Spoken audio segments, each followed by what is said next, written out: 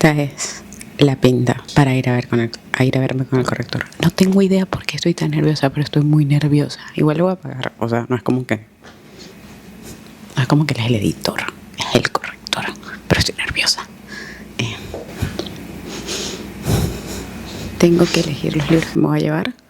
Me voy a llevar unos libros, como libros que me sirvieron y que medio se parecen a lo que quiero que sea la novela. Me dijo que llevara eso y nada, y me encontraré con él en un ratico. Nervios, oh my God.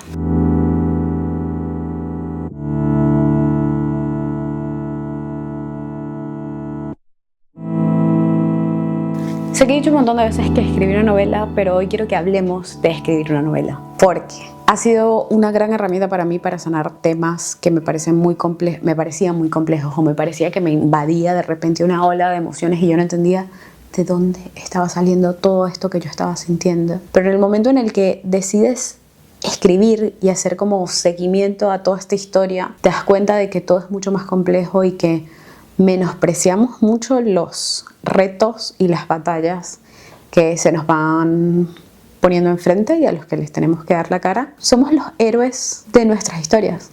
Vieron que Joseph Campbell tiene esto de el viaje del héroe.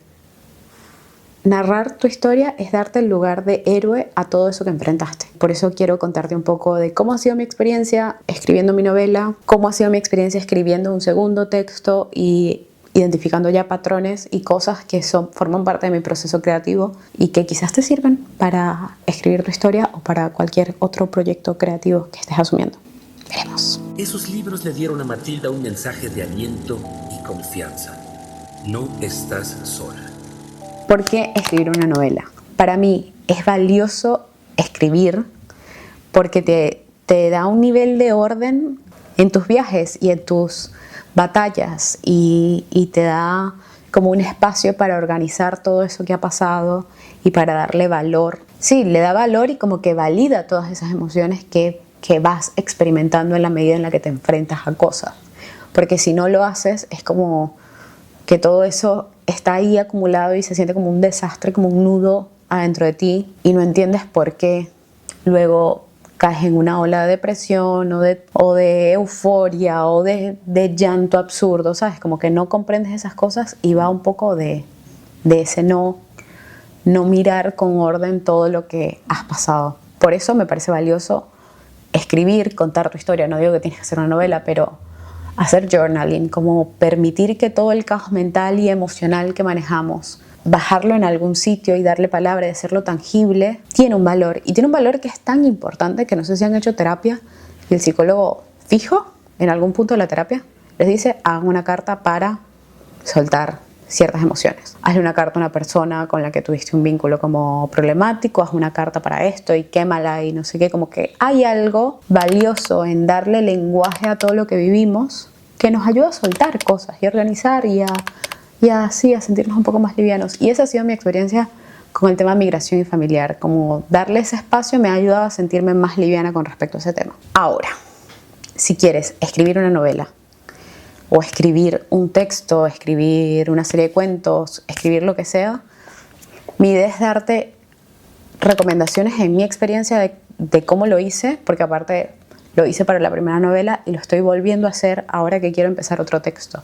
Entonces me estoy dando cuenta de qué patrones y qué cosas sigo inconscientemente para poder darle lugar a eso. Mi primer consejo es inscríbanse en algún taller, háganlo acompañados, como dense una responsabilidad para poder cumplirlo y un espacio donde puedan leer en voz alta y que las personas te den algún tipo de evolución.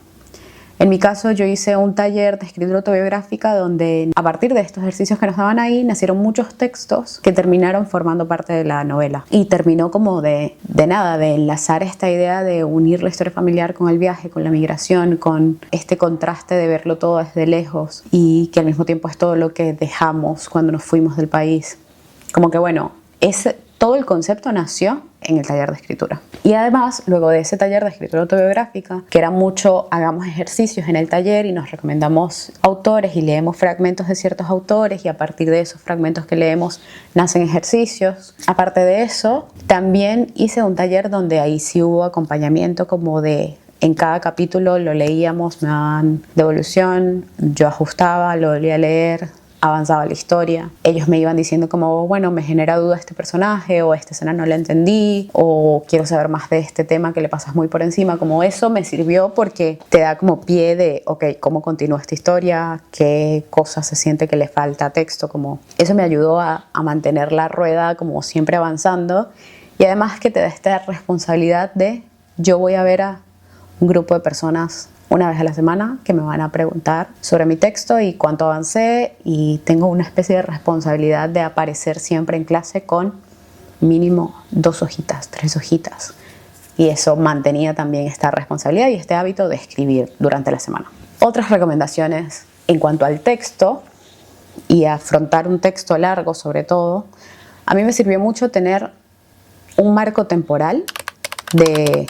Ok, el personaje, vamos a saber de esta historia desde que el personaje sale de su país hasta que llega a su país al nuevo país de destino y está, digamos, un poco más en ese país de destino. Como entender que, ok, este es el marco temporal. En medio de ese marco temporal, el personaje va, como es un road trip y estamos en carretera y todo esto, tengo una licencia de ir y volver, ir al pasado y volver, ir al pasado y volver. Entonces, hay algo que va a hacer que la historia avance.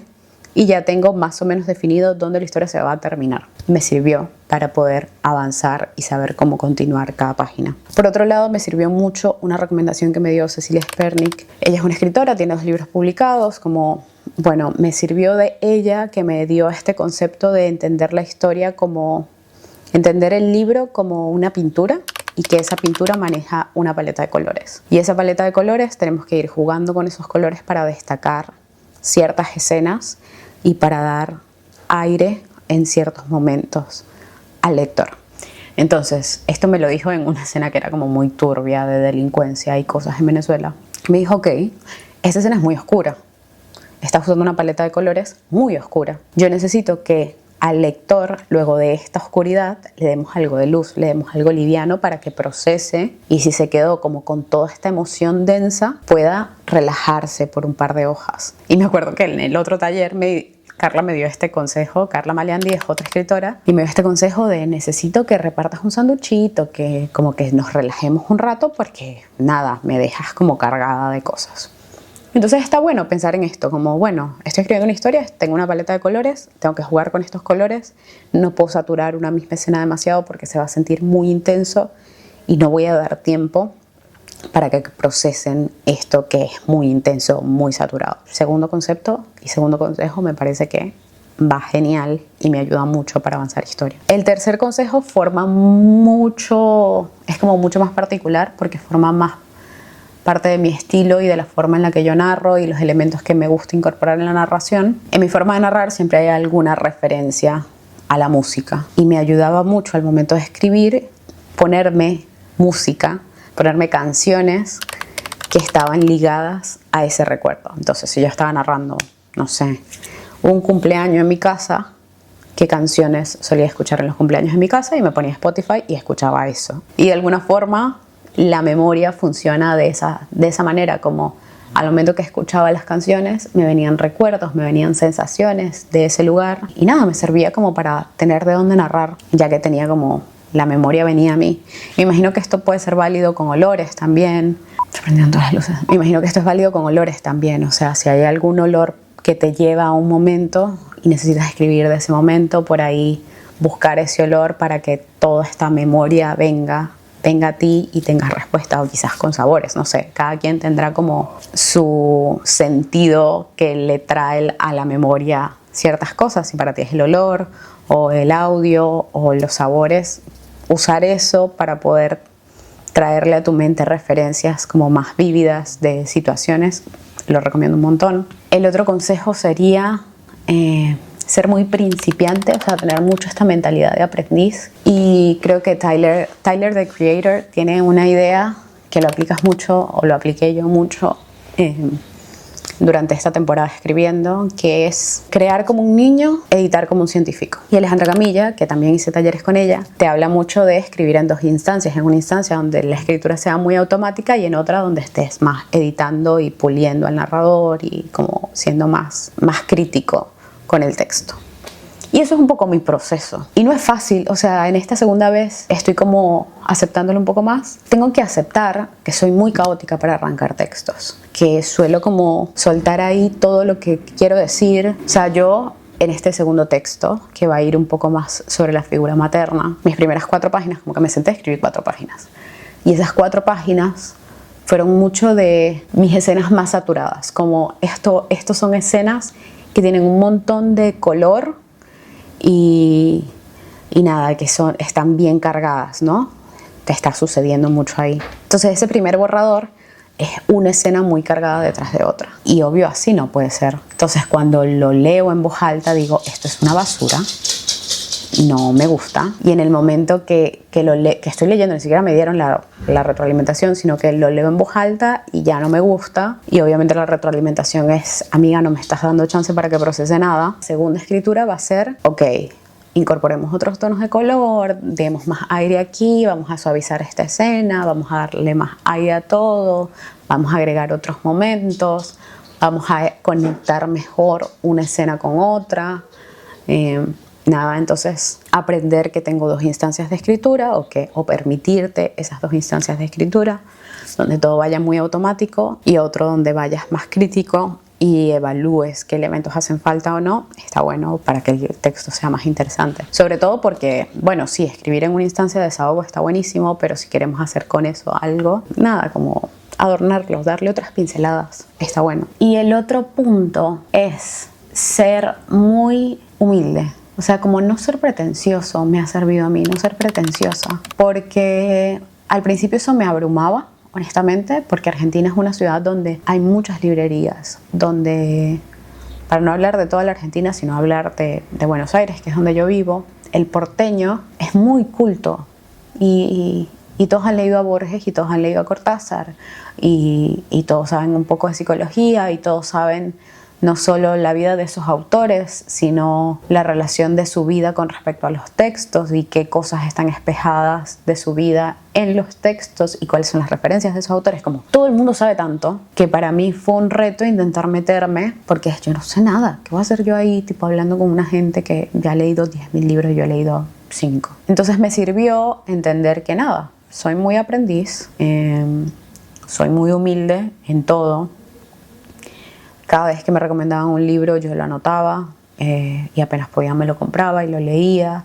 Acepto muchísimo las recomendaciones de texto, sobre todo cuando vienen después de que escuchaste un capítulo de mi novela. Es como, ok, la escuchaste, te recordó un texto y me lo estás recomendando, perfecto, lo voy a buscar, lo voy a leer. Entrar a librerías con mucha curiosidad, muy abierta a aprender, como eso me ha servido, sobre todo del no movimiento, ¿no? Porque a veces nos quedamos ahí con esta sensación de, ok, yo no sé nada, todo el mundo sabe más que yo, entonces, ¿qué valor tiene que yo cuente lo que quiero contar? Tiene todo el valor del mundo, porque las historias particulares hacen eco de estas temáticas generales, como es el caso de la migración, como sí, el ciudadano promedio está cansado de escuchar que Venezuela está en crisis y por eso hay migración, pero no es lo mismo escuchar eso a escuchar la historia particular de un individuo y por qué se fue y qué experimentó y cómo fue su viaje y qué está dejando y qué extraña y cómo se ha sentido metiéndose en nuestro país, como le damos voz a un tema que es muy grande. Entonces eso es lindo y creo que eso es lo valioso de contar las historias, además, como en la medida en la que cuentas le das voz y le das cara a temas muy generales que sentimos que, bueno, sabes que la gente puede pasarle muy por encima si escuchas una temática general como, bueno, hay una crisis migratoria de venezolanos. No es lo mismo escuchar eso a escuchar varias historias de gente y de las cosas particulares que esa gente se tuvo que enfrentar para poder estar donde está hoy. Y no solo si te atreves a alzar la voz y a narrar lo que tú viviste, no solo lo estás haciendo por ti, para darle valor a tu historia y a todo lo que luchaste para hacer este trayecto de viaje del héroe, sino que estás abriendo lugar para que haya más empatía para otros. Y eso, justamente, en estos momentos tan complejos, es muy valioso.